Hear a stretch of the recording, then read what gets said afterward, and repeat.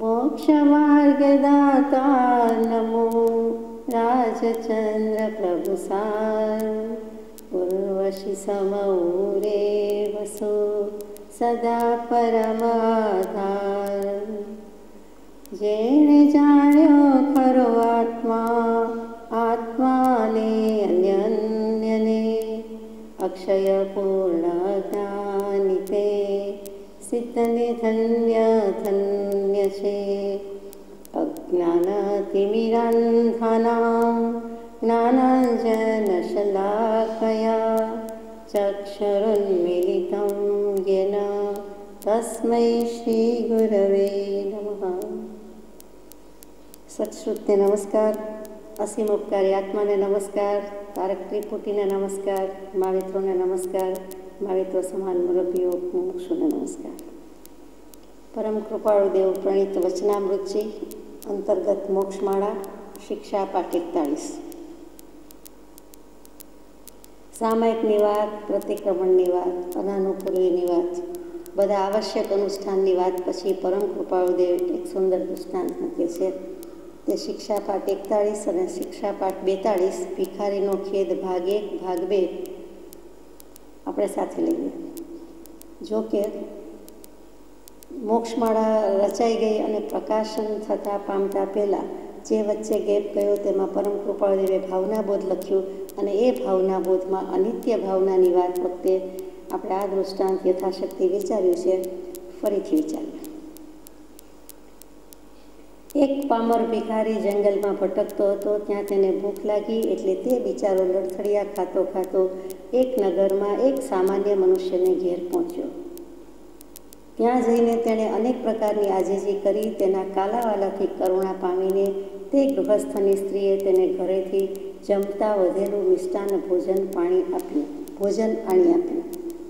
ભોજન મળવાથી ભિખારી બહુ આનંદ પામતો પામતો નગરની બહાર આવ્યો। આવીને એક ઝાડ તળે બેઠો। ત્યાં જરા સ્વચ્છ કરીને એક બાજુએ અતિ જૂનો થયેલો પોતાનો જળનો ઘડો મૂક્યો, એક બાજુએ પોતાની ફાટી તૂટી મલિન ગોદડી મૂકી અને એક બાજુએ પોતે તે ભોજન લઈને બેઠો। રાજી રાજી થતાં એણે તે ભોજન ખાઈને પૂરું કર્યું। ઓશિકે પછી એક પથ્થર મૂક્યો અને તે સૂતો। ભોજનના મદથી જરાવારમાં તેની આંખો મીચાઈ ગઈ, નિદ્રાવશ થયો એટલે તેને એક સ્વપ્ન આવ્યું। આટલો વિચાર કરીએ। ભિખારી અને પામર। ભિક્ષા આહારી ભિખારી ભિક્ષા માટે નીકળે તે સાધુ સાધ્વીજીને પણ ભિક્ષા આહારી જ કહ્યા છે। એ ભિક્ષાચર્યા માટે નીકળે છે અને ગોચરી કહીએ છીએ, ઓરવા નીકળે છે। અને અહીંયા જે કહ્યા છે તે ભિખારીનો દૃષ્ટાંત મૂક્યું, એની આગળ વિશેષણ મૂક્યું, પામર મૂક્યું કે એ વિષય વાસના વગેરેમાં હજી રતપત છે।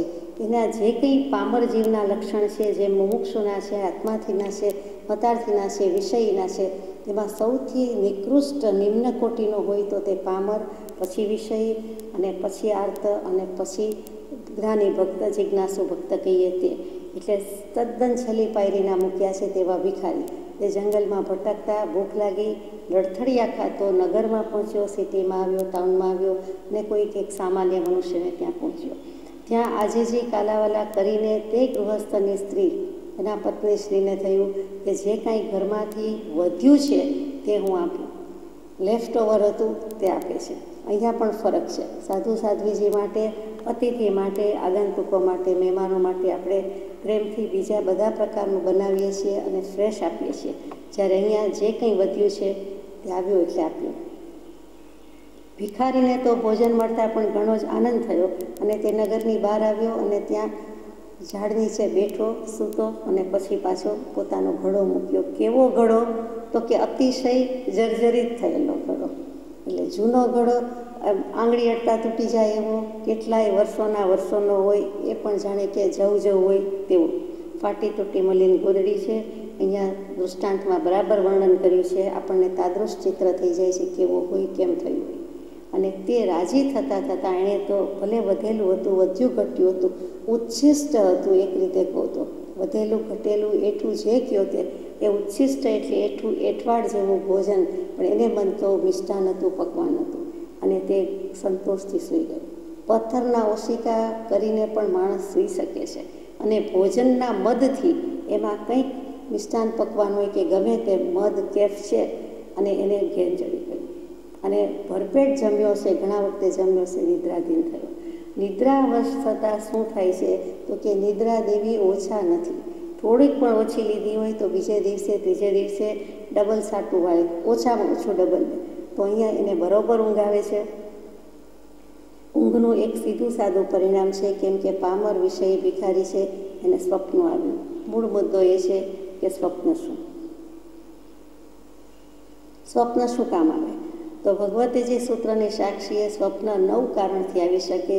કાં તો આપણે જે કંઈ પૂર્વે અનુભવ્યું હોય તે અનુભવ થતાં, પૂર્વે કંઈક સાંભળ્યું હોય તે સાંભળવાથી, પછી કંઈક દેખવાથી, જોયું હોય તે, પ્રકૃતિના વિકારથી એટલે કે વાત પિત્ત કફમાં કેટલુંક ઇમ્બેલેન્સ થાય તો પણ આવે, પછી કોઈક સ્વાભાવિક રીતે આવે કે નો રીઝન એ સચ, એમ જ આવે, કંઈ જ નહીં. પૂર્વ સંસ્કાર જો કે કદાચ 100,000 ભાવ પહેલાંનો કોઈ સંસ્કાર સળવળી ઉઠે અને આવે એમ પણ બને, અથવા એવું કોઈ જ કારણ નથી. પછી ચિંતનની પરંપરા હોય, ચિંતાની પરંપરા હોય, ખાસ કરીને ચિંતા, કોઈ પણ ટેન્શન હોય, કાંઈ પણ ચિંતા હોય તો એનાથી પણ આવે. આ જે 6 કારણ કયા, તે 6 કારણથી સ્વપ્ન આવે તો એનો અર્થ શરતો નથી, નિરર્થક જાય છે. એનું કોઈ ફ્રૂટફુલ રિઝલ્ટ હોતું નથી, એનું કોઈ કામ નથી, બિનઉપયોગી, અનુપયોગી, અનાવશ્યક, બિનજરૂરી, કાંઈ હેતુ પૂર્ણ હોતા નથી, કાંઈ અર્થ શરતો નથી. આવે ના આવે બધું સરખું છે. એટલે એ 6 કારણને આપણે બાકાત રાખીએ. બીજા 3 કારણ કયા છે તો કે કોઈ દેવને મન થાય તો ઉપદ્રવ કરે, તો દેવોના ઉપદ્રવથી સ્વપ્ન આવે, કે જાણે કોઈ દેવ કે દેવી આવ્યા છે, લઈ જાય છે, વાત કરે છે, અથવા એની સાથેના પૂર્વ કંઈ સંસ્મરણ હોય વગેરે વગેરે, અથવા કોઈ ઉપદ્રવ કરવા ધારે તો એનાથી સ્વપ્ન રૂપે આવે, અથવા કોઈને એવું સ્વપ્ન આવતું કે આ દેવ વિમાન જેવું મારે મંદિર બનાવડાવવું છે, તો પછી તેઓએ આવ્યા હોય સ્વપ્નમાં અને કંઈક જણાવ્યું, બતાવ્યું, દોર્યું હોય કે લઈ ગયા હોય અને એના પ્રમાણે પછી બરાબર યાદ રહી જાય અને બનાવડાવે. ભલે શિલ્પી, સલાટ, આર્કિટેક્ટ બધું કરે, પણ પોતે કહે તેમ, અને તેને સ્વપ્નમાં દેવોનો ઉપદ્રવ પણ કહેવાય, દેવોનો સહકાર પણ કહેવાય. તો એ રીતે સ્વપ્ન આવે, એ સાર્થક થતું હોય છે.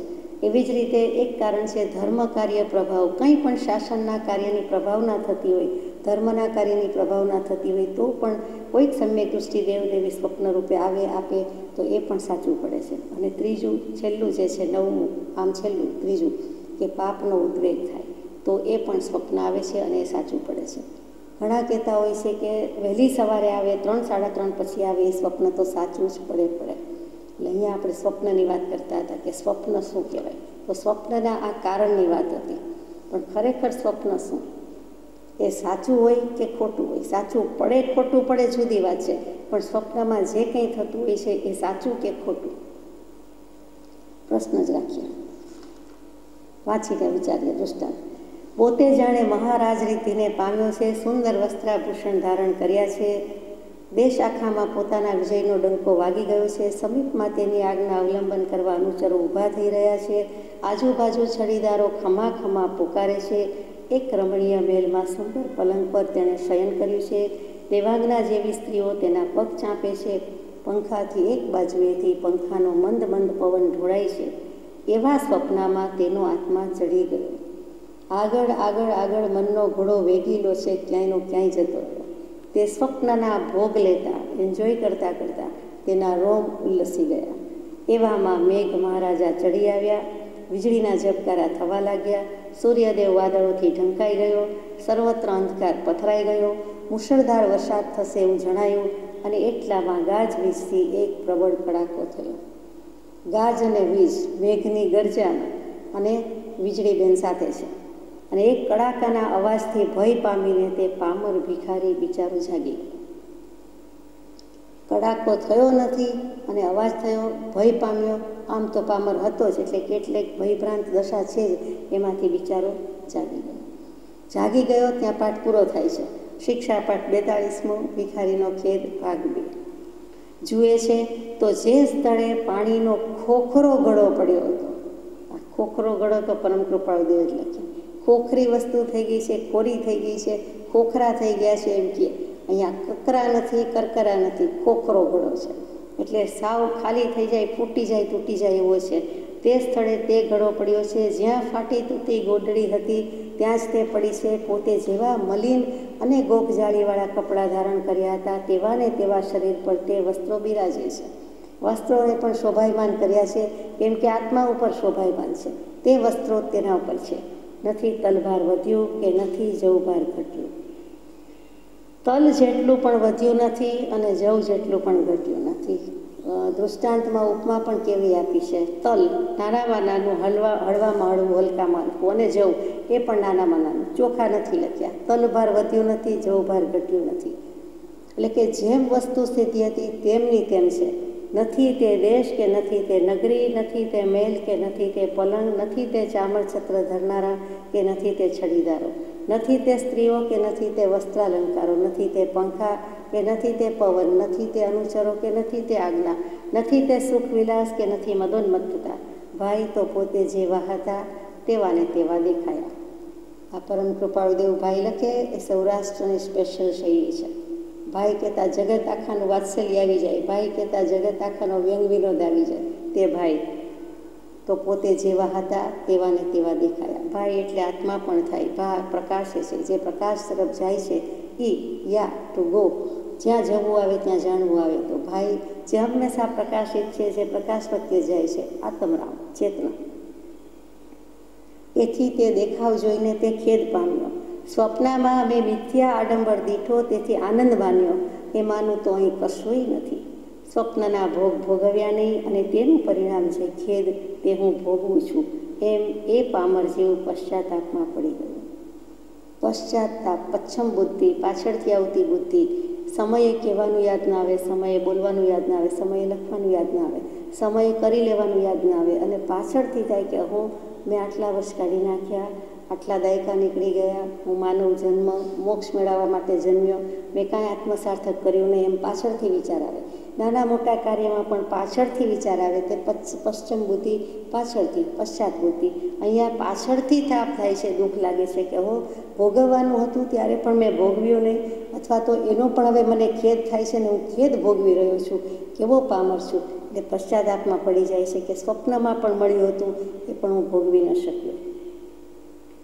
અહો ભવ્યો, ભિખારીના સ્વપ્ન જેવા સંસારના સુખ અનિત્ય છે. સ્વપ્નમાં જેમ તે ભિખારીએ સુખ સમુદાય દીઠા અને આનંદ માન્યો, તેમ પામર પ્રાણીઓ સંસાર સ્વપ્નના સુખ સમુદાયમાં આનંદ માને છે.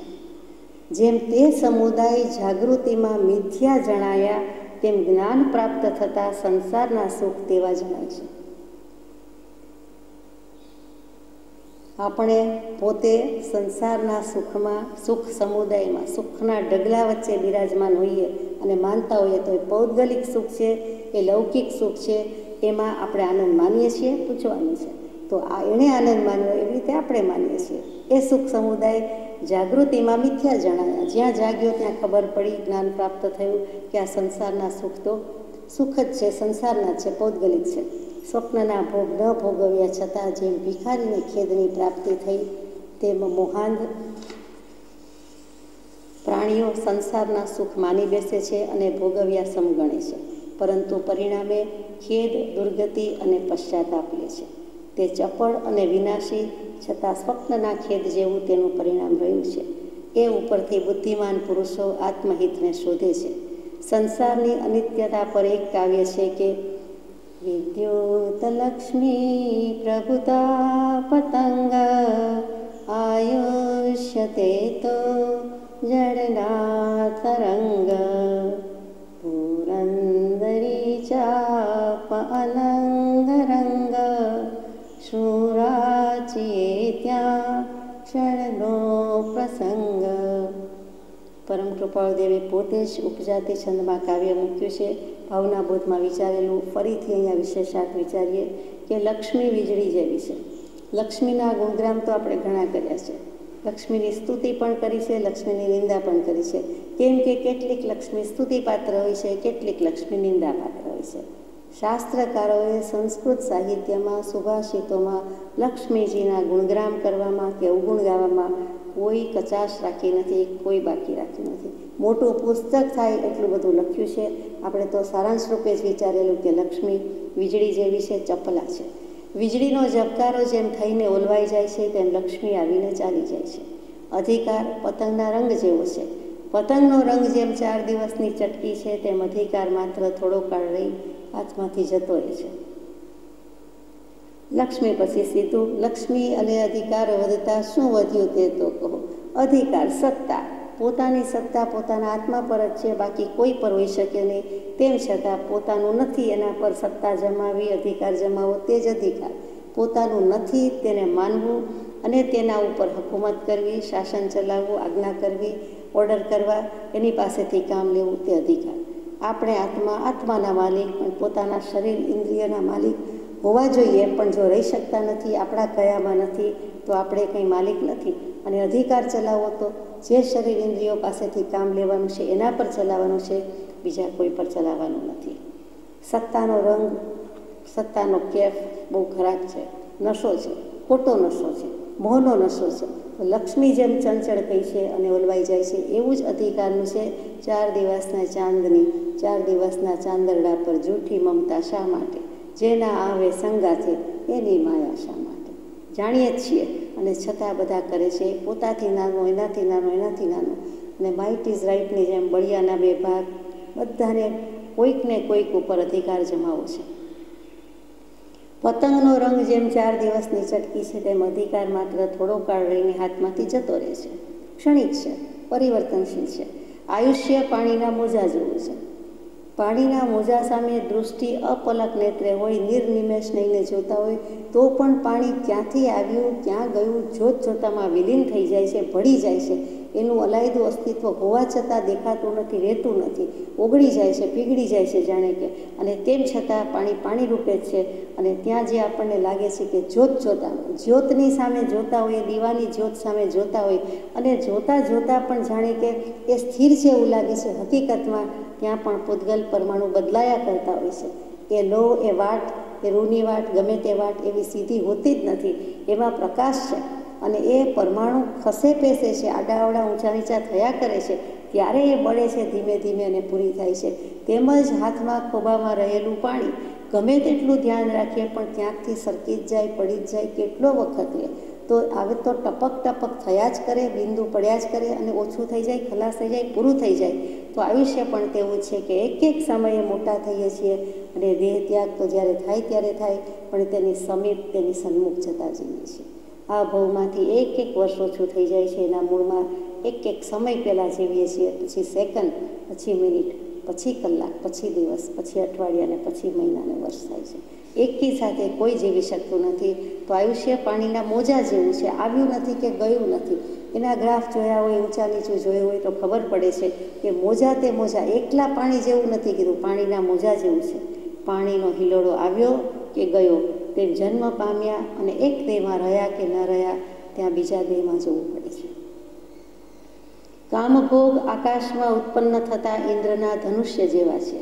જેમ ઇન્દ્રધનુષ્ય વર્ષાકાળમાં થઈને ક્ષણવારમાં લય પામી જાય છે, તેમ યૌવનમાં કામના વિકાર ફળીભૂત થઈ જરાવયમાં જતા રહે છે. ઇન્દ્રધનુષ્ય રેઇનબો, જેણે જોયું છે, જેટલી વાર જોયું છે, વિચાર્યું છે, એને ખ્યાલ છે. નથી જોયું એને ન સમજાય તેવું છે. કોઈ એમ નહીં કે મેં જોયું નથી. એકવાર તો કમસે કમ જોયું હશે, શાંતિથી સ્વસ્થતાથી કદાચ નહીં જોયું હોય. જોયું હશે તો માત્ર એના રંગ, એના શેડ સામું જોયું હશે. એની અસ્થિરતા, ચંચળતા વિચારી હોય તો વૈરાગ્ય આવે જ આવે કે આ રેઇનબોના કલર ક્યાંથી આવે, કોણ પૂરવા ગયું, કોણ દોરવા ગયું? તો કુદરત છે, પ્રાકૃતિક સૌંદર્ય છે, નિસર્ગ છે. તો સ્વભાવ શું, નેચરલ શું? આપણે આપણા નેચરમાં સ્વભાવમાં રહેતા નથી. આપણો સ્વભાવ શું, એટલે કે આત્માનો સ્વભાવ શું? જ્ઞાન દર્શન સ્વભાવ છે, જ્ઞાન દર્શન ગુણ છે, બીજું કાંઈ નથી. તો ઉપયોગ છે એનું લક્ષણ, એની બદલે એવો વિચાર જ ન કર્યો અને પેલા રંગમાં એની મોહકતામાં મોહાઈ ગયા કે જાની વાલી પીનારા, વિપ ગ્યોર કહીએ કે આ કયા કયા કલર છે, જાંબલી, નીલો, વાદળી, લીલો, પીળો, નારંગી, રાતો વગેરે વગેરે. તો તે જાનીવાલી પીનારા, વિપ ગ્યોર કહીએ છીએ, વાયોલેટ, ઇન્ડિગો, બ્લુ વગેરે આપ જાણો છો. તો એ 7 કલરમાં રાચી માચી રહ્યા, પણ જો ત્યાં ક્લિક થઈ ગયું હોય, જો પડવાર માટે પણ ભાવ આવી ગયો હોય, ભાન આવી ગયું હોય કે આ અસ્થિર છે, આ ચંચળ છે, ક્યારેક જ દેખાય. અને આપણે તો રોજ જીવીએ છીએ, રોજ જન્મી ગયેલા છીએ, એટલે રોજ જ જીવન જાય છે. અને આ ક્યારેક જ ચોમાસામાં, એમાં પણ એક બાજુ સૂર્યપ્રકાશ હોય, એનાથી બરાબર સામી દિશામાં જ એ મેઘધનુષ્ય આવે. આપણે વિચાર્યું હશે, જોયું હશે. બિલકુલ સામે હોય.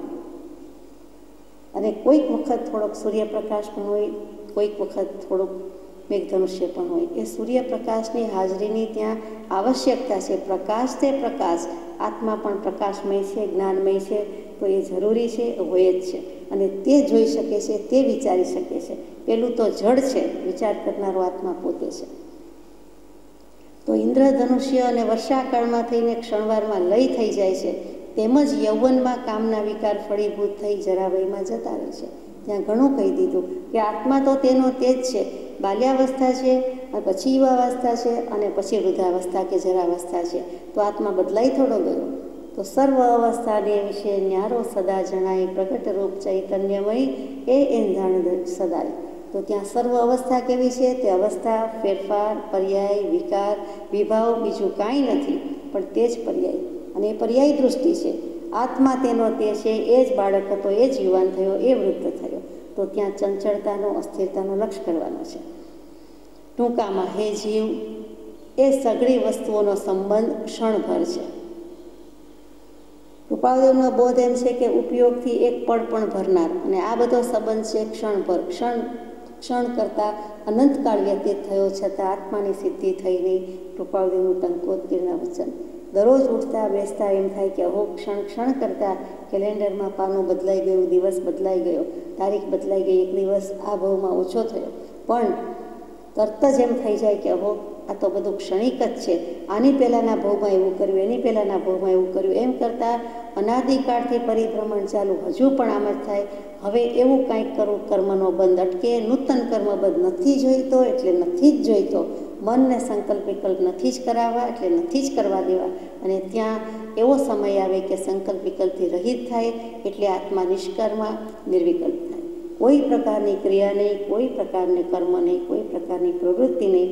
એનું નામ થોટલેસનેસ, થોટલેસ સ્ટેજ. અને દરેક જગ્યાએ, દરેક દર્શનમાં સુજ્ઞ આત્માઓનો, મુમુક્ષુઓનો પ્રયાસ એ જ છે કે નિર્વિકલ્પ સ્વરૂપ એવો આત્મા છે અને અનુભવો છે. તો નિર્વિકલ્પતાનો લક્ષ કરવો જ પડશે. કોઈને કહી શકીએ કે નહીં, પણ પોતાને નિર્વિકલ્પતાનો અનુભવ થવો જ જોઈએ. તો જ આત્મા મોક્ષે જઈ શકે છે. પ્રથમ મોક્ષ અહીંયા છે, પછી સિદ્ધશિલા પર તો સ્થિતિ કરવાની છે, બિરાજવા જવાનું છે. એટલે અહીંયા પોતે આ બધી ચંચળતા, અસ્થિરતાનો લક્ષ કરીને છેવટે ફેંસલો લઈ લઈએ, નિર્ણય લઈ લઈએ કે મારે સ્થિર થવાનું છે. એવો સ્થિર સ્વભાવ તે ઉપજે રે, નામ ચારિત્ર તે અણલિંગ, મૂળ માર્ગ સાંભળો જીજનો રે. કરી વૃત્તિ અખંડ સન્મુખ. આ બધી વસ્તુ ક્ષણિક છે, ક્ષણભર છે. મારે મારા ઉપયોગથી પળભર પણ જીવી જવું. મહાવીરના બોધને પાત્ર કોણ? તો 105મા પત્રમાં લખ્યું કે ઉપયોગથી એક પળ પણ ભરનાર. તો ભરવું શું એ આપણે કોઈ વાર વિચાર્યું છે? ફરી વિચારીશું. અત્યારે એટલું કે ઉપયોગથી પળ ભરવાની છે. ખાલી ખોટી નિરર્થક રીતે ક્ષણભર જીવી જવાનું નથી. એમાં પ્રેમ બંધનને સાંકળે બંધાઈને શું રાજવું? આ સઘળી વસ્તુનો સંબંધ ક્ષણભર. વસ્તુનો સંબંધ કહેતા વ્યક્તિનો સંબંધ પહેલાં આવી ગયો, પછી વસ્તુનો સંબંધ. તો બધું જ જો ક્ષણિક છે, એમાં શું પ્રેમ બંધનથી બંધાવવું અને વળી સાંકળથી બંધાવવું. માત્ર અંકોડા મંકોડા જુદા જુદા નહીં, પણ એ અંકોડા સાથે છે, ચેઇન છે. એકમાંથી બીજું, બીજા સાથે ત્રીજું, ત્રીજા સાથે ચોથું, એમ સંલગ્ન છે. એવી લાંબી સાંકળથી બંધાવવાનું કોઈ કામ નથી. સાંકળ જ જોઈતી નથી, સંકલન જ જોઈતી નથી. કાંઈક હોય તો બીજું થાય. એક દ્રવ્ય હોય તો શુદ્ધ જ હોય, એક વસ્તુ હોય તો શુદ્ધ જ હોય. જગત આખામાં એક જ હોય તો બધું જ શુદ્ધ હોય. એ પરમાણુ કયો કે પર્સન કયો કે પાત્ર કયો કે પરિસ્થિતિ, બધું શુદ્ધ શુદ્ધ શુદ્ધ. પણ એમ હોઈ શકતું નથી. એટલે સ્વીકારવું પડે છે કે આત્મા શુદ્ધ હોવા છતાં એને આ બધો દેહનો વળગાડ લાગ્યો છે, એને પર્યાય દૃષ્ટિ વળગી છે. અને દેહ અને આત્માનું કમ્પોઝિટ ફોર્મ થતાં એને ન જાણે કેટલી વિભાવ પરિણતિ કરી નાખી છે. એમાં જ રહ્યો છે, રાચ્યો માચ્યો છે. તાત્પર્ય એ સઘળા ચપળ અને વિનાશી છે. તું અખંડ અને અવિનાશી છે, માટે તારા જેવી નિત્ય વસ્તુને પ્રાપ્ત કર, એ બોધ યથાર્થ છે. તાત્પર્ય, રહસ્ય શું છે? કૃપાદેવ કહે છે, છેલ્લે કહી દીધું, છેલ્લું વાક્ય છે આ પાઠનું, કે સઘળા ચપળ અને વિનાશી છે. શું સઘળા? તો કે સર્વ સંબંધો ચપળ છે, ક્ષણભર છે, વિનાશી છે. તું અખંડ અને અવિનાશી છે. તું કહેતા આપણે આત્મા પોતે. માટે તારા જેવી નિત્ય વસ્તુને પ્રાપ્ત કર, એ બોધ યથાર્થ છે. તો અખંડ શું અને અવિનાશી શું? પહેલાં અખંડ લઈએ. ખંડ, ટુકડા, વિભાગ થાય તે અહીંયા અખંડ કહ્યું છે. જે ટુકડા નથી થઈ શકતા, જે વિભાગ નથી થઈ શકતા તે તો આત્મા તો બધા જાણે છે, ખંડિત નથી, ટુકડામાં વિભાજિત નથી. તેમ છતાં આત્મા પોતે અખંડ એવું આત્મદ્રવ્ય હોવા છતાં પોતાની અખંડિતતાને માનતો નથી, ક્યારેય માની નથી. જો પોતાને અખંડ માન્યો હોય તો અત્યારે આવા ખંડ જેવા દરેક ખંડમાં, દરેક કોન્ટિનેન્ટમાં જન્મ લેવાના આવત જ નહીં. પોતાની અખંડિતતાને પોતે માન્ય કરી નથી, ગળામાં પહેરાવી નથી, બુદ્ધિથી સ્વીકારી નથી. કેવી રીતે સ્વીકારી નથી? તો વેદાંત દર્શનથી સમજીએ કે જીવ અને ઈશ્વરનો ભેદ, જીવનો પરસ્પર ભેદ, જીવ અને જળનો ભેદ, જળ અને ઈશ્વરનો ભેદ, જળ અને જળનો ભેદ, આજે ભ્રાંતિ પંચક કહીએ છીએ. પંચભ્રાંતિ, ભેદ પંચક, ભ્રાંતિ પંચક, 5 પ્રકારની ભ્રાંતિ. તો કે આ ભ્રાંતિથી રહિત આત્મા છે.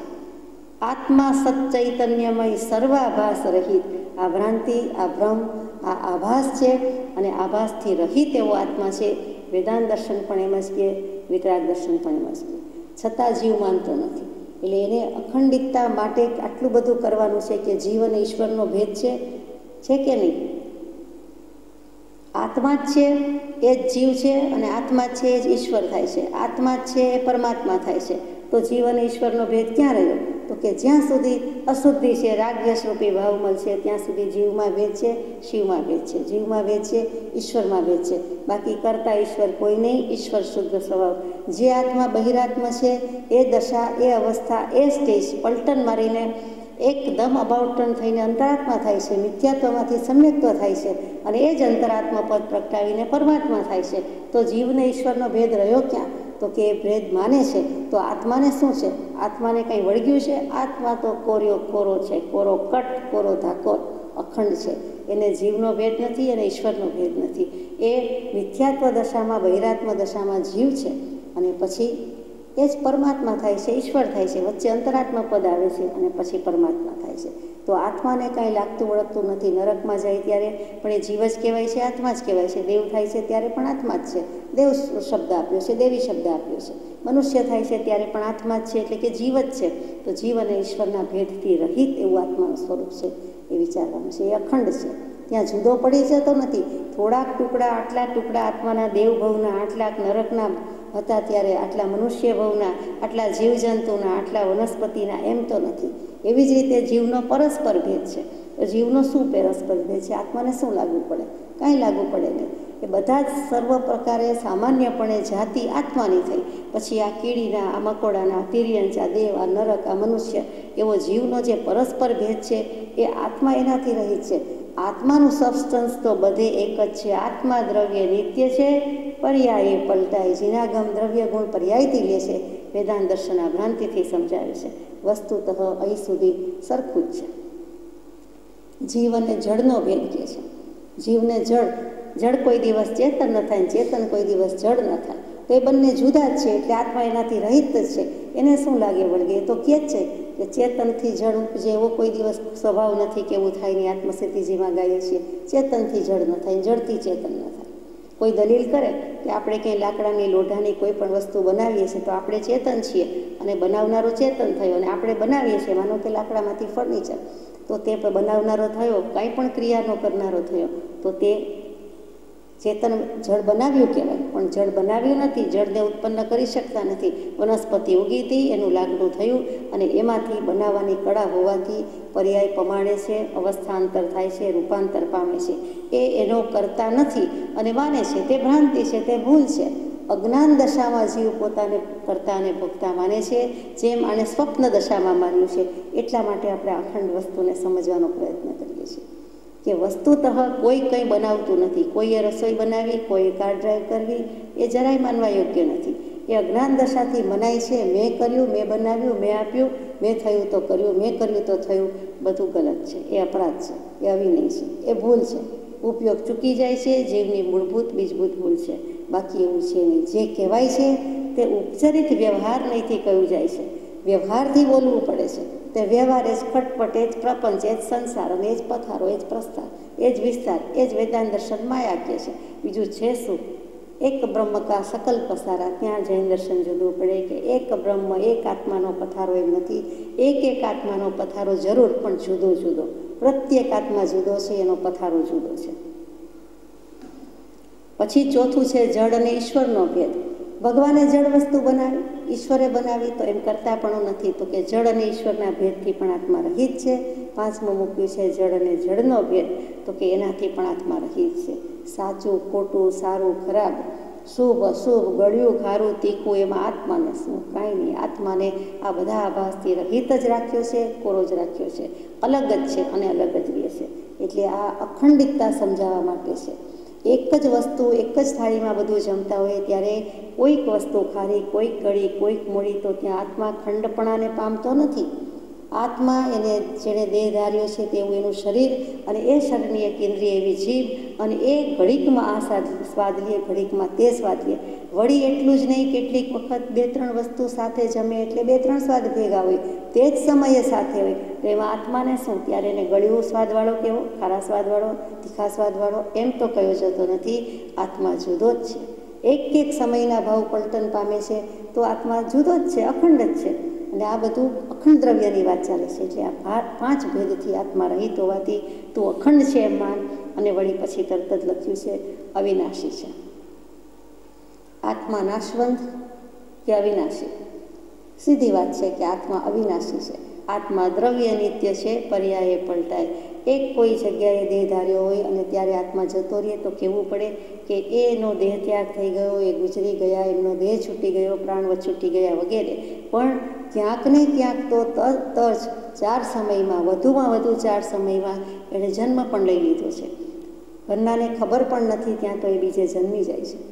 તો એવો આ ભાવ, એવું આ દ્રવ્ય ભાવ અને એવો આ પર્યાય ભાવ, આ દ્રવ્ય દૃષ્ટિ, આ પર્યાય દૃષ્ટિ, ત્યાં સમજવાનું છે કે નાશવંત એવું જગત, પણ આત્મા તો અવિનાશી, અવિનાશી ને અવિનાશી છે. શુદ્ધ ચૈતન્ય અવિનાશી એવો હું આત્મા છું. 692માં પત્રમાં દરરોજ ભગવાને ગોખવાની આજ્ઞા કહી છે, પાકું કરવાની આજ્ઞા કહી છે. બોલવા માટે નહીં, બોલીને ગાઈને ભાવન કરવા માટે, ભાવ ભાસવા માટે. અહીંયા પણ એવું જ લખ્યું છે, અવિનાશી છે. સંબંધ હોય તે સંયોગ સંબંધ, અને અવિનાભાવી સંબંધ હોય, અનિવાર્ય સંબંધ હોય, જે છૂટું જ ન પડી શકે તેવું હોય. જેમ કે અગ્નિ અને પ્રકાશ, તો એ અગ્નિ ઉષ્ણતા એ છૂટું જ ન પડે, પાણીની શીતળતા એ છૂટું જ ન પડે, બંને સાથે જ છે. તો તે અવિનાભાવી સંબંધ છે કે ગુણ ગુણી જુદા નથી, ત્યાં અભેદ ભાવે રહેલા છે. જ્યારે આ સંબંધો છે તે સંયોગ સંબંધ છે. સંયોગ કહેતા જ આવે છે અને વિખરાય છે. યોગ થાય છે, મિલન મેળાપ થાય છે, છૂટા પડી જાય છે, વિયોગ થઈ જાય છે. એ સંયોગ સંબંધમાં શું માન્યતા રાખવાની, શું શ્રદ્ધા રાખવાની, શું રાચી લેવાનું?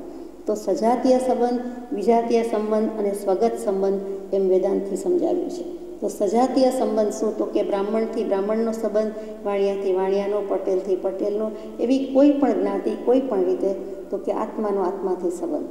તો આત્માને આત્માથી સંબંધ કયો તો સર્વજીવ છે, સિદ્ધ જે સમજે તે થાય. એમાં કોઈ ભેદભાવ છે જ નહીં. બધા આત્મામાં નિશ્ચયથી એક સરખા જ ગુણ છે, લક્ષણ છે. એમાં ભેદભાવ રાખવો ક્યાં? ભેદ બુદ્ધિ છે જ નહીં, અભેદ ભાવે જ છે. એ જ એની અખંડિતતા, એ જ એનું અવિનાશીપણું. એટલે ત્યાં ભેદ રાખવાનો નથી. પછી બીજું મૂકે છે, આ સજાતીય સંબંધની વાત થઈ. વિજાતીય સંબંધની વાત મૂકે છે કે બ્રાહ્મણથી વાણિયા, બ્રાહ્મણથી પટેલ, વાણિયાથી પટેલ, જે કાંઈ બધું થાય છે તે. તો વિજાતીય સંબંધ આત્મામાં કેવી રીતે ઘટાવાનો છે? તો કે અજ્ઞાન છે, અસત છે, એને સત પાસે કેવી રીતે રાખવું? આત્માને કંઈ વાણિયાપણું, બ્રાહ્મણપણું લાગે છે, આત્માને કંઈક શૂદ્રપણું લાગે છે.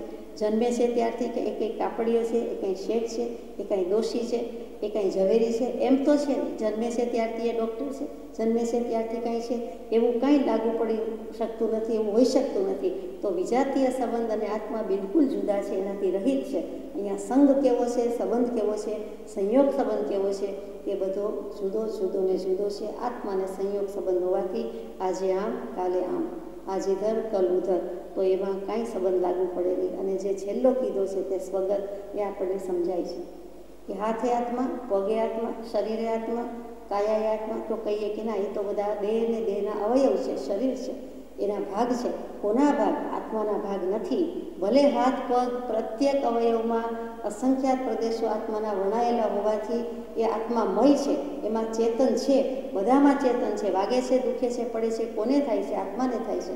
પણ ત્યાં એ સ્વગત સંબંધ કીધા છે, એટલે કે આપણે જે કહીએ છીએ કે મારું માથું દુખે છે, મને હાથમાં વાગ્યું, મને પગમાં પડી જવાયું, એ બધું કહીએ છીએ ત્યાં પોતાને કહેવું પડે છે, વ્યવહારથી કહે છે, પણ ત્યાં આત્મા જુદો જ છે, તદ્દન ન્યારો નિરાળો છે. કેમ કે પહેલાં તો દેહના અવયવ છે, શરીરના ભાગ છે, એટલે જુદા જુદાને જુદા છે. તો પછી એ જુદાઈ છે એ જ મેન્ટેન કરવાની છે, એ જ જુદાઈ સતત માન્ય કરવાની છે, ગોખે રાખવાની છે. હું આત્મા જે છે તે શરીર જે થાય છે તે શરીરને થાય છે, મને થતું નથી, મારા આત્માને થતું નથી. આત્મા નિરઅવયવ છે, આત્મા એક છે, આત્મા અખંડ છે, આત્મા અવિનાશી છે અને સચ્ચિદાનંદ સ્વરૂપ છે. બાકી આત્માને બીજું કાંઈ સંબંધ નથી. તે અહીંયા અખંડિતતા અને અવિનાશી પદ સાબિત કરે છે. અવિનાશીનો બીજો અર્થ છે સત્ય. આ બધું અસત થયું, આવે છે ને જાય છે, અને પેલું સત થયું તો કે દેશ, કાળ અને વસ્તુ વગેરે નિમિત્તોનો નાશ થતાં પણ જેનો નાશ થતો નથી તે અવિનાશી તત્વ, અવિનાશી દ્રવ્ય એવો આત્મા. ફરીથી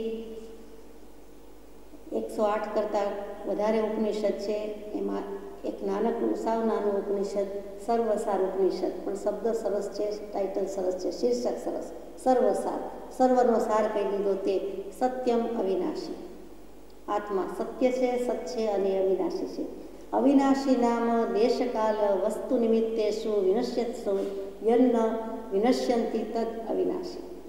જે દેશ, કાળ કે વસ્તુ વગેરે નિમિત્ત ત્રણે ત્રણ લઈ લીધા છે. દેશ, કાળ અને વસ્તુ એટલે બધું જ આવી ગયું. સર્વ નિમિત્તોનો નાશ થતાં પણ જેનો નાશ થતો નથી તે અવિનાશી વસ્તુ તે આત્મા છે. અહીંયા ભગવાનનો બોધ છે કે તું અખંડ અને અવિનાશી છે, એટલે આપણે વિચાર કરીએ છીએ આ અવિનાશી તત્વનો લક્ષ્ય કરવાનો છે, આ અવિનાશી તત્વમાં જવાનું છે. તો અહીંયા ચોખ્ખું કહી દીધું કે જે દ્રષ્ટા છે દૃષ્ટિનો, જે જાણે છે રૂપ, અબાધ્ય અનુભવ જે રહે તે છે જીવ સ્વરૂપ. આત્મશુદ્ધિજીની ગાથા કે જે દ્રષ્ટા છે દૃષ્ટિનો, જે જાણનારો છે, જે કંઈ દૃશ્યને જાણનારો જોનારો છે તે દૃષ્ટા છે. જે દ્રષ્ટા કહ્યું ત્યાં દૃષ્ટા શબ્દ નથી, દ્રષ્ટા શબ્દ છે, પણ દૃષ્ટિ સાચો શબ્દ છે. ત્યાં દ્રષ્ટિ નથી, દૃષ્ટિ છે. તો જે દેખાય છે, જે દ્રશ્ય છે એનો દેખનારો છે, અને વળી જે જાણે છે રૂપ, જે કંઈ ઘાટ રૂપ આકાર દેખાય છે એને જાણનારો થયો, એટલે જ્ઞાતા થયો અને દ્રષ્ટા થયો. કોણ? આપણો આત્મરામ. અને અબાધ્ય અનુભવ જે રહે એટલે બધું બાદ કરતાં કરતાં જે બાકી રહે છે તે છે જીવ સ્વરૂપ. અને એ જ જીવ શિવ થાય છે, કેમ કે ત્યાં આત્મા પોતાના અનુભવનો ઉપયોગ કરે છે, પોતાના ઉપયોગનો અનુભવ કરે છે, આત્મા અનુભવમાં આવે છે. એટલે ત્યાં એ અંતરાત્મા પદની પ્રાપ્તિ થઈ અને પરમાત્મા પદને પ્રાપ્ત કરે છે, એની ઝાંખી થાય છે. ફરીથી બધું બાદ કરતાં એટલે નેતિ નેતિ યાદ આવે કે ન ઈતિ, આ નહીં, તે નહીં, આ પ્રમાણે નહીં, આ પ્રમાણે નહીં, આત્મા આવો નથી, તેવો નથી. જે બાકી રહી ગયું તે અસ્તિત્વ સત માત્ર તે આત્મતત્વ. એટલે ત્યાં આત્મ અનુભવની ગાથા છે. અબાધ્ય અનુભવ પણ લખ્યું હોય કૃપાળુદેવે, માનવા યોગ્ય છે કે જે બાદબાકી થઈ શકતી નથી. હવે કાંઈ જેની બાદબાકી થઈ શકતી નથી, આત્મતત્વની બાદબાકી થઈ શકતી નથી, જેમાંથી કંઈ બાદ કરવાનું રહ્યું નથી. બધું જ બાદ કરતાં કરતાં છેવટ જગતમાંથી એનો વિચારનારો, જાણનારો, જોનારો, મૂલવનારો કે ભૂલી જનારો, ચૂકનારો કોણ રહ્યું? તો કે આત્મા. એટલે બધું બાદ કરતાં જે રહ્યું તે છે જીવ સ્વરૂપ. એવી જ રીતે કૃપાળુદેવે અબાધ્ય પણ લખ્યું હોય, અબાધ્ય પણ લખ્યું હોય, કારણ કે ગુજરાતીમાં છાપતી વખતે પ્રિન્ટિંગમાં ધ્ય લખે ત્યારે લગભગ ધ અને ય જોડ્યો હોય એવું જ લાગે, કારણ કે ધ સ્પષ્ટપણે કોઈ છાપી શકતું નથી. ફોન્ટ બદલાઈ ગયા છે, દિવસે દિવસે વધારે બદલાઈ ગયા છે. પહેલાં તો હજુ સ્પષ્ટ લખાતું, અને વાંચવામાં તો વાંચનારને લગભગ દ ને ય એટલે દ્ય છે કે ધ્ય છે ખબર ન પડે.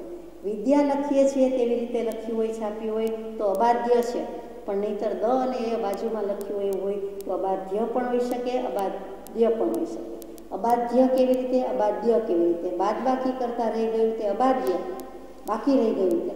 અને અબાધ્ય એટલે જેને હવે કોઈ બાધા પહોંચાડી શકતું નથી, કોઈ દેશ, કાળ, નિમિત્ત બાધા પહોંચાડી શકે નહીં, અંતરાય પહોંચાડી શકે નહીં, એવો જે અનુભવ છે આત્માના અનુભવમાં કાંઈ જ આવી શકતું નથી, કાંઈ જ કલ્પે નહીં, ખપે નહીં, તેનું નામ અબાધ્ય. એને કોઈ બાધ નથી. ત્યાં પછી બાદનો અર્થ જુદી રીતે લેવાનો છે, કોઈક વાર લઈશું. અહીંયા તો કંઈ બાધા પ્રમાણે નહીં, અંતરાય પ્રમાણે નહીં, મુશ્કેલી પ્રમાણે નહીં, તે અબાધ્ય અનુભવ તે છે જીવ સ્વરૂપ. અહીંયા ભગવાનને લક્ષ કરાવો છે. મોક્ષમાળા 16-17 વર્ષની વયે લખી છે, પણ લક્ષ તો એક મોક્ષનો જ છે, બીજું કાંઈ નથી. તો આપણે સ્વપ્નની વાત કરતા હતા. આ તો ભગવાનનો બોધ છે, અખંડ અવિનાશી, કે સ્વપ્ન શું, સ્વપ્ન દશા શું. સ્વપ્નમાં મન જાગૃતની જેમ જ સંસારની કલ્પના કરી લેતું હોય છે. અનેક પ્રકારના વ્યવહાર પણ કર્યા કરે છે, પણ સૂઈને ઉઠ્યા પછી ઊંઘીને જાગતા બધું જ વિલીન થઈ જાય છે. સ્વપ્નનો આધાર મનોમય કોષમાં જરૂરી છે. સ્વપ્નનો આધાર, સ્વપ્નનું કારણ મનોમય કોષમાં, આપણી ભાષામાં માનસ પટ પર તો અંકિત હોય જ છે, હૃદય કમળમાં તો રહે જ છે, એના સંસ્કારની અસર હોય જ છે. એ છાંટો મૂકીને જ જાય છે, એની છાપ મૂકીને જ જાય છે. આ ભવના હોય, 100 ભવના હોય, 10 ભવના હોય, 1000 ભવ પહેલાંના સંસ્કાર પણ પ્રબળપણે જાગૃત થઈ જતા હોય છે, સારા કે ખરા. તો બધી વસ્તુનો ભાર ક્યાં આવ્યો? તો મન પર આવ્યો. જે કાંઈ છે તે મનને અધિષ્ઠાતા કહ્યું. 5 ઇન્દ્રિય અને એનું અધિષ્ઠાતા પણ મન થયું. ઉપનિષદની જ વાતમાં લઈએ તો માંડુક્ય ઉપનિષદ લખ્યું કે માંડુક્ય ઉપનિષદમાં મન વિશેનું જેટલું વિશ્લેષણ હશે તેટલું જીનાગમ સિવાય બીજે ક્યાંય એકેય ઉપનિષદમાં વ્યવસ્થિત નિરૂપણ નથી. કે મન વિશેની વાત શું? તો કે માંડુક્ય ઉપનિષદ એટલે 4 વેદમાં જે અથર્વ વેદ છે એની સાથે સંબંધ ધરાવે. એમાં શું મૂક્યું? તો કે 2 વિદ્યાનું નિરૂપણ કર્યું. એક વિદ્યા પ્રણવ વિદ્યા, બીજી વિદ્યા પ્રજ્ઞાન વિદ્યા. પ્રણવ ઓમકારની વિદ્યા, આત્માના સહજાત્મ સ્વરૂપની વાત, આત્માની પોતાની વાત, પોતાની રીતિ સિદ્ધિ સમૃદ્ધિની વાત, તે પ્રણવ વિદ્યા. અને પ્રજ્ઞાન વિદ્યા બીજી મૂકી, આત્માથી બીજું એવું શું, આત્મા કેવી રીતે જણાય, અનુભવાય, ઓળખાય, તો એનું નામ પ્રજ્ઞાન વિદ્યા. તો પ્રજ્ઞાનમ બ્રહ્મ એ ઉપનિષદનું એક મહાસૂત્ર, મહાવાક્ય છે. તો એમાં શું આવે છે?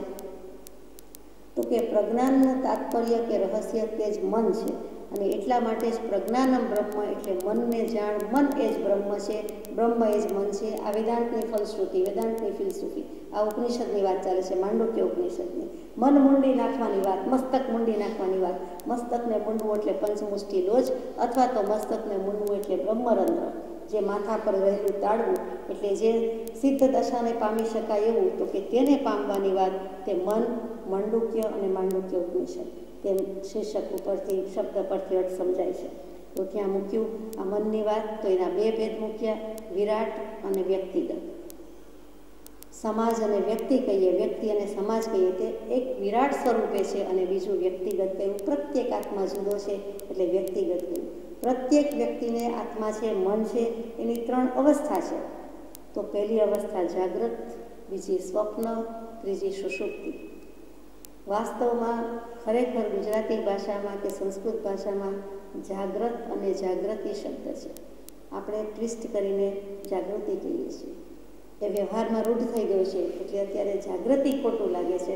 ખરેખર સમજવા માટે, જાણવા માટે જાગ્રત અને જાગૃતિ. હવે પહેલી અવસ્થાની વાત આવી, જાગ્રત. આપણે જ્યારે જાગીએ છીએ ત્યારે સજગ છીએ, ત્યારે ઊંઘમાં નથી, ત્યારે દિવસે કે રાત્રે, પણ જ્યારે પણ ઊંઘતા નથી એટલે કે જાગતા છીએ, જાગીએ છીએ, ત્યારે જે કંઈ સંસ્કાર છે, ભાવ થાય છે, વિષય થાય છે, તે બધું જાગ્રત અવસ્થા છે. અત્યારે એની વાત લેતા નથી. 5 જ્ઞાનેન્દ્રિય, 5 કર્મેન્દ્રિય. જ્યારે જ્ઞાનેન્દ્રિય કહીએ ત્યારે કાયા, જીભ, નાક, આંખ ને કાન.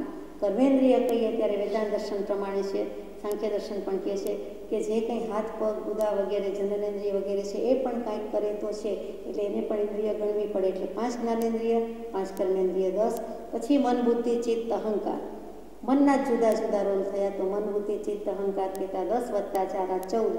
આ 14 વસ્તુનું બહુ મહત્વ છે. આ 14 પદાર્થ જ જીવને રખડાવે છે. આ 14 પદાર્થમાં વૃત્તિ થાય છે, 14 પદાર્થ વૃત્તિ કરાવે છે, સ્ફુરાવે છે. આ 14 સિવાય 15નું કાંઈ છે નહીં એમ કહે છે. અને એ જાગતો વ્યક્તિ છે એ આ બધું કરે છે. હવે સ્વપ્ન અવસ્થાની વાત છે. સ્વપ્ન શું? મૂળ વાત હવે આવે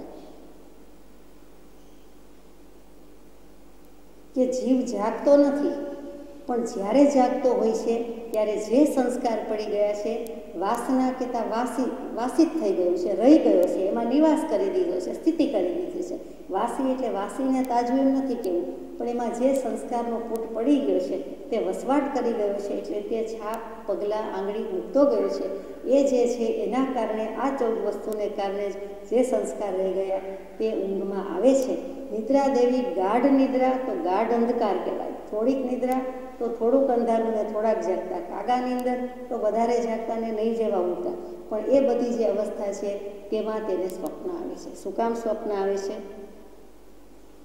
શું કામ આવે? તો કે આ સંસ્કાર પડી રહ્યા છે, 9 કારણે આવે એની વાત થઈ ગઈ છે, એને કારણે એને આ સ્વપ્ન આવે છે. તો એ સ્વપ્ન અવસ્થામાં જે જાગ્રતમાં 14 પ્રકારના વિષય, વૃત્તિ, પદાર્થ દીઠા છે, આ 14 વસ્તુથી દીઠા છે, જોયા છે, સાંભળ્યા છે, અનુભવ્યા છે, તેના સંસ્કાર જીવના પોતાના માથાના વાળ કરતાં પણ સૂક્ષ્મ એવું કંઠના એક ભાગમાં હિતા નામની નાડી રહી છે, અને ત્યાંથી આ બધા સંસ્કાર ઉગે છે, ઊભા થાય છે, ઉત્થાન પામે છે.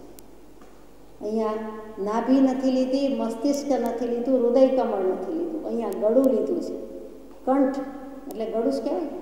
તો ત્યાં હિતા નામની નાડી છે. આમ તો આપણા શરીરમાં અસંખ્ય નાડી, એમાં મુખ્ય 24 નાડી, એમાં મુખ્ય 3 નાડી ઈડા, પિંગલા, સુષુમ્ણા. પણ આ દૃષ્ટિએ વાત કરીએ ત્યારે, સ્વપ્નની વાત આવે ત્યારે હિતા નાડીને યાદ કર્યા વિના ચાલે જ નહીં.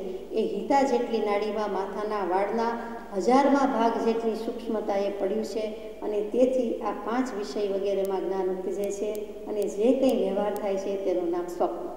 એ સ્વપ્નમાં સૂતો, બેઠો, જાગ્યો, ઊંઘ્યો, અથવા મને ગાઢ ઊંઘ આવી, એ પણ એક સંસ્કાર છે, વારસો છે, વાસના છે. બીજી રીતે કહું તો ઇન્દ્રિયોથી ઉત્પન્ન ન થાય તેવી અને વિષયોનો જેમાં અનુભવ થાય તેવી અંતઃકરણની અપરોક્ષ વૃત્તિનો સમય તે સ્વપ્ન અવસ્થા. આ અવસ્થાની વાત છે, આ સ્ટેજની વાત છે. જાગ્રત અવસ્થા તો જાણીએ છીએ એટલે લેતા નથી, અને સુષુપ્ત કેવું નથી, એ ઊંઘતાની અવસ્થા છે. આ વચલી રહી તે જ ખબર નથી, કાંઈ યાદ નથી એટલે કહેવાય જાય છે.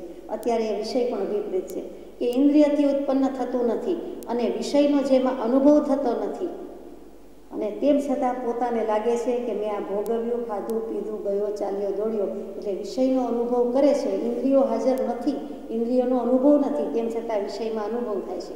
ઇન્દ્રિયોથી ઉત્પન્ન થતું નથી, એ વિચારવા જેવો છે મુદ્દો, અને છતાં અનુભવમાં આવે એવું જે કથન છે એ વિચારણા છે. તો એવી અંતઃકરણની એવી એક અપરોક્ષ વૃત્તિમાં જ જાય છે સ્વપ્ન. વૃત્તિના 5 પ્રકાર લીધેલા ત્યારે આપણે સ્વપ્નની વાત કીધેલી છે. તો આ જ વૃત્તિ અહીંયા સ્વપ્ન રૂપે છે, અથવા તો સ્વપ્ન વૃત્તિ રૂપે છે.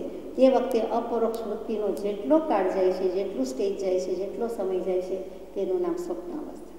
ટૂંકમાં મન અને પ્રાણ જે અવસ્થામાં કામ કરે છે તે સ્વપ્ન અવસ્થા. ટૂંકમાં 5 ઇન્દ્રિય અને મન, પ્રાણ, શ્વાસોચ્છ્વાસ, આયુષ્ય, જે 10 પ્રાણ કહીએ છીએ, આમાં 2 વસ્તુ કામ કરે છે, મન અને પ્રાણ. એટલે મનનો રોલ કેટલો બધો છે એ જોવાનું છે. સ્વપ્ન અવસ્થામાં જીવનું સ્થાન શું છે એ વિચારવાનું છે. જીવ શું કરે છે? તો કે એનું સ્થાન કંઠ કહેવાય, કેમ કે હિતા નામની નાડીથી એને સ્વપ્ન આવ્યું છે. જીવ ત્યાં વધુમાં વધુ ક્યાં રહ્યો છે સ્વપ્નમાં? તો કે અસંખ્યાત આત્મપ્રદેશમાં જીનાગમથી ગયો હતો, તેમ છતાં એનું સ્થાન રહેવા ઠેકાણું ત્યાં વસી ગયો છે મુખ્યપણે હિતા નામની નાડીમાં. એટલે એનું સ્થાન કંઠ થયું, વાચા મધ્યમાં થઈ. એની વાણી કેવી? તો કે જે મધ્યમાં કહીએ, વૈખરી કહીએ, ઉત્તમા કહીએ, પરા કહીએ, પશ્યંતી કહીએ, તો અહીંયા તો મધ્યમાં વાચા છે. અને એનો ભોગ શું છે? તો કે સક્ષ્મ કહેતા સંસ્કૃત શબ્દ છે વાસનામય ભોગ. એટલે ત્યાં એને ભોગવે છે, પણ જે કાંઈ સંસ્કાર રહેલા છે, વાસ કરી ગયા છે, તેનો ભોગ વધુ છે. ત્યારે જીવની શક્તિ શું છે? તો કે જ્ઞાન શક્તિ છે, એને કારણે આ થાય છે. એનો ગુણ શું છે? તો કે રજોગુણ તમો ગુણ નથી, પણ સત્વગુણ છે. જો કે કેટલાક ઉપનિષદમાં આચાર્યોનો મતભેદ છે, જુદો પડે છે, અને કેટલાક કહે છે કે કર્મરજથી કરીને મલિન છું એમ કહીએ છીએ, એટલે કે મલિન હોવાથી, કર્મરજ હોવાથી ત્યાં રાજસી ગુણ, રજોગુણ પણ રહેલો છે. પણ મોટે ભાગે સત્વગુણ છે. સત્વાત સંજાયતે જ્ઞાનમ, ગીતાજીમાં શ્રી કૃષ્ણજી અર્જુનજીને કહે છે તે. અહીંયા વસ્તુ બદલાય છે, અને ત્યાર પછી માત્રા, તો કે માત્રા ઉકાર છે. ઓમમાં જેમ 4 માત્રા છે, અ, ઉ, મ અને અર્ધ માત્રા, જે રેફ કહીએ છીએ તે, એવી રીતે અહીંયા ઉ આવ્યો. ઉ હંમેશા જ્ઞાન સ્વરૂપ છે. વિષ્ણુમાં ઉ જ્ઞાન સર્વવ્યાપક છે અને જ્ઞાન વ્યાપક છે. એટલે તે ઉ કહેતા જ્ઞાનની માત્રા થઈ. અને છેલ્લું કે એનું નામ શું છે જીવનું? આ જ્યારે અનુભવી રહ્યો છે, સ્વપ્ન ભોગવી રહ્યો છે, સ્વપ્ન માણી રહ્યો છે, ત્યારે તો કે તેજસ, એનું નામ તેજસ. તેજસ શરીર છે, જીનાગમથી લ્યો તો એ પચાવવાનું કામ કરે છે, શરીરની ઉષ્ણતા વહન કરવાનું, મેન્ટેન કરવાનું કામ કરે છે. તેજોલેશિયા ફેંકાય તે પણ છે.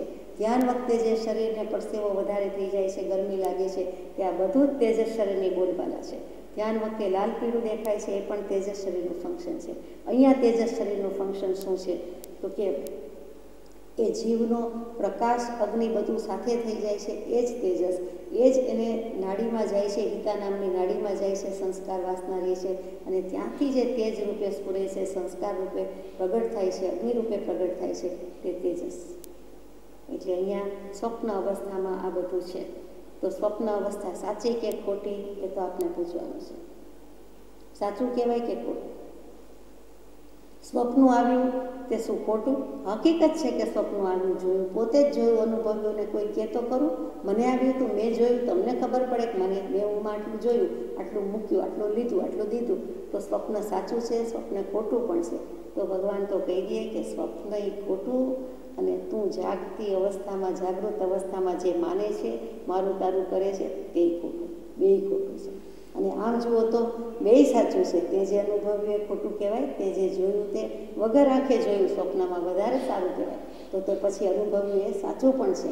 બ્રહ્મ સત્ય, જગત મિથ્યા વખતે આ બધું મિથ્યા, અને નહીં તો પછી સ્વપ્ન એ ખોટું ને જાગૃત અવસ્થાનું એ ખોટું. તો સાચું શું? તો કે આ ત્રણેય અવસ્થાથી જુદું, સ્વપ્નથી પર, જાગૃત અવસ્થાથી પર, સુષુપ્તિ અવસ્થાથી પર, ત્રીજું, ત્રણ સિવાયનું ચોથું, તો જે તુરીય. તુરીય અવસ્થા એ ચોથી અવસ્થા છે કે આત્મા માત્ર જ્ઞાતા દ્રષ્ટા તરીકે રહી જાય છે, જોનારો, જાણનારો, ભોગવનારો રહે છે, કોઈ કર્મ બંધ કરતો નથી, લેપાતો નથી, સંકલ્પ વિકલ્પ કરતો નથી, શુભાશુભ ભાવ કરતો નથી. તે વસ્તુ તુરીય અવસ્થા. એ આત્માની જાગૃત અવસ્થા, સાચી અવસ્થા, ખરી અવસ્થા. આત્મા સચ્ચૈતન્યમય સર્વાભાસ રહે, એ ખરેખરો ત્યારે તું છો, તત્વમ અસી, તે પદાર્થ તું છો, અને તેનો લક્ષ્ય તત્વમ અસી, તત્વમસ્યાદિ લક્ષ્યમ. દરરોજ દેવવંદનમાં ગાઈએ, એકમ નિત્યમ વિમલમ અચલમ સર્વદા સાક્ષીભૂતમ. ઉપનિષદમાં સર્વધી સાક્ષીભૂતમ છે, વિચારવા જેવું છે.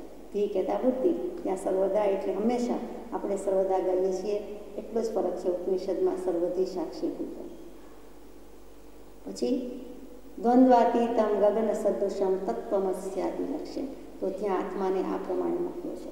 અને તુર્ય, કોઈક વખત કોઈ કે તુર્યું ચાલશે, તુર્યું એટલે પા ભાગનું જ કહેવાય ને, ચોથા ભાગનું. અડધિયું અડધું કહેવાય ને. તુર્યું એટલે ઘીસોડા તુરિયાનું શાક નહીં, એ નથી કહેવું. સૌરાષ્ટ્રમાં તુરિયાને ઘીસોડા કહે, તે તુરિયા નહીં, એ તુર્યું ભૂલી જજો.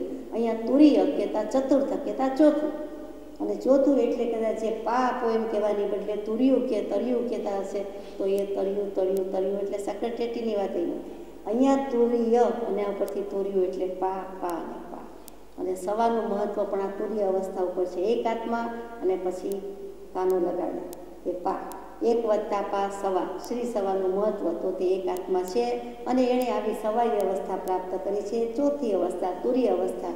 નથી જોઈતી સુષુપ્તિ અવસ્થા, નથી જોઈતી સ્વપ્ન અવસ્થા, નથી જોઈતી જાગ્રત અવસ્થા. જે કંઈ છે તે તુર્ય અવસ્થા. તે આત્મા તું અખંડ અને અવિનાશી છે, માટે તારા જેવી નિત્ય વસ્તુને પ્રાપ્ત કર, એ બોધ યથાર્થ છે. એટલે સ્વપ્ન સાચું કે ખોટું એ વિચાર કરવાનો. અગૃધ દેવ કરીને એક થઈ ગયા, એને જે સ્વપ્ન આવ્યું હતું એની પણ બહુ સુંદર વાત છે. ઉપનિષદમાં છે, થોડું લાંબુ પડે, પણ બે લીટીમાં કહું તો દેવગતિના સ્વપ્ન જોયા. એક આખા સ્વપ્નમાં એક રાત, એની થોડીક ઊંઘ, એમાંથી થોડીક કલાકમાંથી, થોડીક મિનિટોમાંથી, થોડીક મિનિટ દેવગતિમાં જઈ આવ્યો, થોડીક મિનિટ નરકગતિમાં જઈ આવ્યો, થોડુંક તિર્યંજમાં, પછી ઠેકાણે આવ્યું જયસે થઈ કે અરે હું તો મનુષ્ય, મન વાળી શકું, મન બાળી શકું, મન વિચાર કરી શકે તેવો મનુષ્ય. આ મનની જ માયા, મનનું જ બધું કપટ, મનનો વિસ્તાર, મન અને બ્રહ્મ એક કીધો. જીના ગમે એમ જ કીધું કે આત્માનો ઉપયોગ જ્યારે મનન કરવાનું, વિચારવાનું કામ કરે, ત્યારે તે મન કહેવાય છે. જ્યારે વેદાંતે આત્માને, મન અને બ્રહ્મને એક સાથે લઈ લીધું કે મન એ જ બ્રહ્મ, બ્રહ્મ એ જ મન. એણે એ રીતે મૂક્યું. પ્રજ્ઞાનમ બ્રહ્મ કહી દીધું, પ્રજ્ઞાન વિદ્યા કહી દીધી, પેલી પ્રણવ વિદ્યા કીધી. જ્યારે જીનાગમે ક્લેરિટી કરી, તદ્દન સ્પષ્ટપણે સૂક્ષ્મ નિરૂપણ કરી દીધું કેવલી ભગવંતે કે આત્માનો ઉપયોગ જ શબ્દ છે, જે ઉપયોગ શબ્દ વેદાંતમાં નથી. એ ઉપયોગ જ જ્યારે વિચારવાનું મનન કરવાનું કામ કરે ત્યારે મન કહેવાય, બાકી જે કંઈ છે તે આત્માની જ બોલવાના છે. સ્વપ્નના મુખ્ય બે પ્રકાર પણ કહેવાય, કેટલાક સૌમ્ય હોય, કેટલાક ઘોર હોય, એટલે કે ભયંકર. તો જેમ જેમ જીવ પાંચ ઇન્દ્રિયના વિષયની કામનાથી રહિત થાય, શાંત થાય, તૃપ્ત થાય, તેમ તેમ સ્વપ્ન પણ સારા આવે, સાત્વિક આવે અને સૌમ્ય આવે. એની દશા સૂચવે છે. અને જેમ નિદ્રાના ગાઢ અંધકારના પડદા ઉપર જે કંઈ જ્યોતિર્મય ચિત્રામણ કર્યા કરે તે સ્વપ્ન છે. અને તે સ્વપ્ન જેમ જેમ વિષયની લાલસા વાસના વધારે તેમ તેમ તેના એવા ગાઢ અંધકારમય, ભયંકર, ઘૃણા ઉપજાવે એવા, તિરસ્કાર ઉપજાવે એવા, અથવા તો બી જવાય તેવા. તો એ મનની એક કલ્પના કે ભાવના માત્ર છે, બાકી સ્વપ્ન કાંઈ નથી. સ્વપ્નમાં જે દેખાય છે તે એકમાત્ર કલ્પના કે ભાવના સિવાય કાંઈ નથી. એ અસત છે, હોવા છતાં નથી, એનું કોઈ અસ્તિત્વ આમ જુઓ તો નથી. અને એ એક જાતની ઊંઘમાં સરી પડે છે, એક જાતની કંઈક વૃત્તિ આવી જાય છે, સંસ્કારનું કંઈ જતન થઈ જાય છે, અગર તો કંઈક એના ઉપર જોર કરી જાય છે, અને જે આવે છે તે સ્વપ્ન છે, બાકી સ્વપ્ન એથી વિશેષ કંઈ નથી.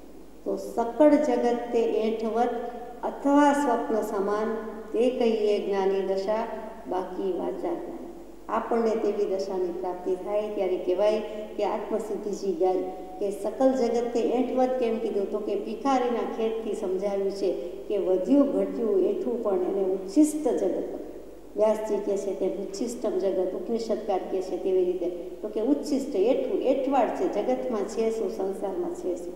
પોતાના શરીર અશુચિમય, એની ઇન્દ્રિયો પોતાનું તો છે નહીં, છતાં બનાવ્યું ને વસ્યો છે, એટલે એમાં તો એ બધો એઠવાડ જ છે. એમાં બધાના શુભાશુભ ભાવ જુઓ, પોતાના શુભાશુભ ભાવ જુઓ, એઠવાડ સિવાય કાંઈ નથી. પૂતગલનું સુખ છે, ક્ષણિક છે, વિનશ્વર છે. તો અહીંયા નશ્વરતામાં ઈશ્વરતા હોય જ ક્યાંથી, સંભવે જ નહીં. નશ્વર તે નશ્વર, ઈશ્વર તે ઈશ્વર. ઈશ્વર કોણ? કરતા ઈશ્વર કોઈ નહીં, ઈશ્વર શુદ્ધ સ્વભાવ. આ બધો જ વિભાવ પરિણતિ એના વડે રચાયું તે સંસાર. પોતે સ્વભાવનો સ્વામી, સ્વભાવનો ધણી, સ્વભાવનો માલિક. એટલે આટલું સમજાય છે આપણને કે આવો લક્ષ્ય કરાવવા માટે ભગવાને ભિખારીના ખેતનું દૃષ્ટાંત મૂક્યું કે આ ત્રણ અવસ્થા ગમે તેમ કરીને સમજે અને પછી ચોથી અવસ્થામાં જતો રહે. 6 પદના પત્રમાં મૂક્યું કે તે સ્વપ્ન દશાથી રહિત માત્ર પોતાનું સ્વરૂપ છે એમ જો જીવ પરિણામ કરે તો સહજ માત્રમાં જાગૃત થઈ સમ્યક દર્શનને પ્રાપ્ત થાય. દર્શનને પ્રાપ્ત થઈ સ્વસ્વભાવ મોક્ષને પામે. 6 પદની દેશના મૂકી છે શું કામ? તો કે અહમત્વ અને મમત્વ છે, હું અને મારું છે, એ મુકાવવા માટે મૂકી. અને ત્યાં જ મૂક્યું તે સ્વપ્ન દશાથી રહિત, એટલે કે હું અને મારાપણામાં અહમ અને મમત્વના મંત્રમાં જ રાચ્યા છીએ. તો એ મંત્રનું મારણ શું છે? તો કે ન લગાડી દો કે અહમ હું નહીં અને મમત્વ મારું નહીં. મમત્વ કહેતા જ મારું, મમતા મારાપણું મારું, અને હું અહમ, તો કે અહમથી અર્હન થવું છે. એટલે એ યાત્રા માટે વચ્ચે રેફનો જ ફરક પડે છે, મીંડાનો ફરક પડે છે. તો એટલું કાઢી નાખવાનું છે, કરી લેવાનું છે કે સ્વપ્ન દશાથી રહિત માત્ર પોતાનું સ્વરૂપ છે. એટલે આપણો આત્મા આ સ્વપ્ન દશાથી રહિત છે. સંસાર એ સ્વપ્ન છે અને એનાથી હું રહિત છું, જુદો છું, અડગો છું અને મારે કાંઈ કરવા જેવું નથી, મારે મારામાં પરિણમી જવા જેવું છે. તો સહજ માત્રમાં તે જાગૃત થાય, તરત જ જાગી જાય છે, બેઠો થઈ જાય છે, સમ્યક દર્શનને પ્રાપ્ત થાય. તેના માટે તો બધાનો પુરુષાર્થ છે. સમ્યક દર્શનને પ્રાપ્ત થયો એટલે તે જ સમયે સ્વસ્વભાવરૂપ મોક્ષને પામે. તરત જ પોતે સ્વભાવરૂપ મોક્ષ ત્યાં પામી ગયો. એવો મોક્ષ બધેથી છૂટી ગયો, મૂછ છોડી દેવું, છુટકારો થઈ ગયો, બધું મૂકી દીધું. એટલે ત્યાં ને ત્યાં તેને વિભાવ પરિણતિ ન રહેતા સ્વભાવનું ભાન થતાં પોતે મોક્ષ સ્વરૂપ નવો કર્મબંધ કરતો નથી.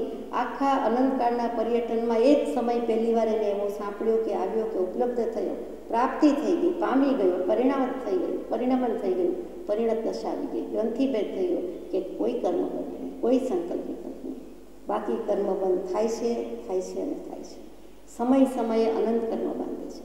એટલે અહીંયા મોક્ષની વાત અને ભાવ મૂકી દીધો છે. કૃપાવલીના વચનામૃતજીમાં 361માં પત્રમાં મૂક્યું કે જ્ઞાની અનિત્ય જીવનમાં નિત્યપણું પ્રાપ્ત કરે છે એમ જે લખ્યું છે તે એવા આશયથી લખ્યું છે કે તેને મૃત્યુને માટે નિર્ભયપણું વર્તે છે.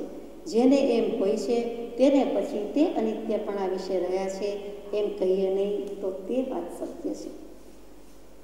ઘણી ગૂઢ વાત, ગહન વાત ધીમેકથી લખી દીધી છે, નજરમાંય ન આવે, જલ્દી સમજાય નહીં એવું, છતાં એ જ સારભૂત વાત છે ફરીથી કે જ્ઞાની અનિત્ય જીવનમાં નિત્યપણું પ્રાપ્ત કરે છે. એમ જે લખ્યું છે તે એવા આશયથી લખ્યું છે. બધા કહે ને કે અનિત્ય જીવન છે, અનિત્ય છે, તો જ્ઞાની એમાં નિત્ય કેમ માને છે? તો કઈ રીતે માને છે કે તેને મૃત્યુને માટે નિર્ભય પણ વર્તે છે કે આત્મા અજર, અમર, અવિનાશી છે, અખંડ છે, અનુત્પન્ન છે. તો પછી મને નિત્યતાનો ભાવ છે, પ્રતીતિ છે.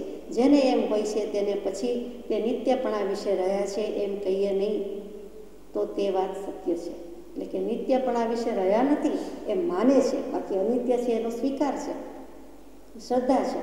બહુ સમજવા જેવી વાત છે. અંતમાં અહિતમાં હિત માની બેઠો, હિત તણું નહીં ભાન, શાશ્વત નિજ સત્તાના જાણું, અનિત્યનું અભિમાન.